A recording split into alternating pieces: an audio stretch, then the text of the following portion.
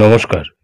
সমস্ত স্কুলের প্রধান শিক্ষকদের একটা গুরুত্বপূর্ণ নির্দেশিকা জারি করা হয়েছে government of West Bengal directorate of vocational education and training কারিগরি ভবনের তরফ থেকে, যেখানে সমস্ত ছাত্রছাত্রীদের যারা তরুণের স্বপ্ন প্রকল্পের রিকুইজিশন জমা দেয়নি বা সেই রিকুইজিশন সংক্রান্ত এই গুরুত্বপূর্ণ নির্দেশিকা, যেখানে বলা হয়েছে যে ভেরিফিকেশন অফ তরুণের স্বপ্ন requisition of class 11 and 12 students through IOSMS portal, অর্থাৎ IOSMS পোর্টালের মাধ্যমে তরুণের স্বপ্ন যে প্রকল্পটি, অর্থাৎ ট্যাব দেওয়ার যে প্রকল্পটি, সেই তরুণের স্বপ্ন প্রকল্পের রিকুইজিশন ভেরিফিকেশন সংক্রান্ত এই বিজ্ঞপ্তিটি এখানে বলা আছে in terms of memo bearing, এখানে নম্বর দিয়ে দিয়েছে, যেটা 18/12/2024 তারিখে জারি করা হয়েছিল।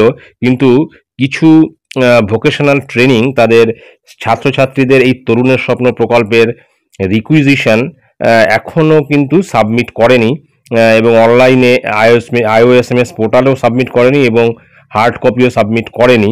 Head of the institutions of all running vocational training centres offering HS vocational courses in the state of West Bengal are hereby once again requested to verify the bank account details of the eligible students in the IOSMS portal is scheduled as shown the following table।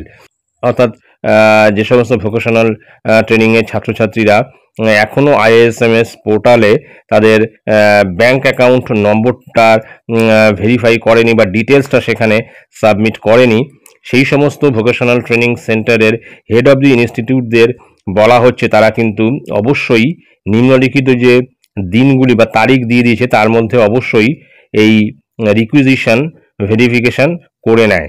যেমন verification of তরুণের স্বপ্ন students requisition for class 12 and 11 for the financial year 2024-25, এটা করতে হবে কিন্তু 9/1/2025 থেকে 15/1/2025 মধ্যে। তারপরে যেটা রয়েছে ফরওয়ার্ড তরুণের স্বপ্ন students requisition for class 12 and 11 to regional office by respective nodal polytechnic, সেটা 16/1/2025 তারিখে করতে হবে। অর্থাৎ এই যে পোর্টালে আপলোড করার পর তরুণের স্বপ্ন স্টুডেন্টদের যে রিকুইজিশন সেটা কিন্তু রিজিওনাল অফিসে নোডাল পলিটেকনিক দ্বারা সাবমিট করতে বলা হয়েছে 16/1/2025 মধ্যে।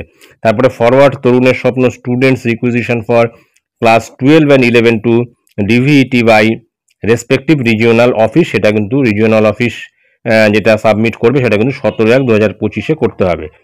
Two submit authenticated copy of bank account details with sealed sign, download students requisition form along with covering letter and must be submitted to concerned nodal office after completion on the online work। অর্থাৎ অনলাইনে IOSMS পোর্টালে submit করার পরেও কিন্তু বেশ কিছু কাজ থাকছে, যেখানে বলা হয়েছে যে স্টুডেন্টদের রিকুইজিশন ফর্মটা ডাউনলোড করতে হবে এবং সেটা সিল করতে হবে এবং তাতে সাইন করতে হবে প্রধান শিক্ষকদের, এবং সেখানে একটা কভারিং লেটার দিয়ে কিন্তু সেটা সাবমিট করতে হবে নোডাল অফিসে।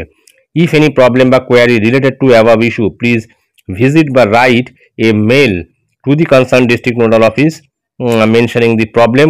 Cooperations from the concerned VTCs is earnestly solicited। তারপর director of vocational education and training West Bengal.